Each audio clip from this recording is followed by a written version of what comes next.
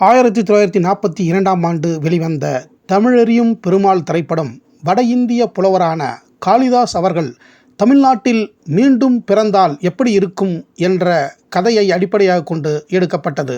இந்த திரைப்படத்தின் கதை வசனத்தை எழுதியவர் அன்று புகழ்பெற்று விளங்கிய வெற்றிப்பட எழுத்தாளர் இளங்கோவன் அவர்கள் இந்த திரைப்படத்திற்கு திரைக்கதை வசனத்தை எழுதியிருக்கின்றார்.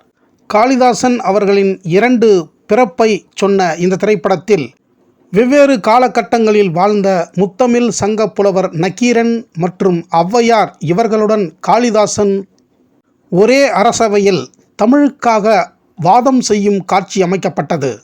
அது பாராட்டுக்களை பெற்றாலும் சர்ச்சைக்குரியதாகவே அன்று பேசப்பட்டது.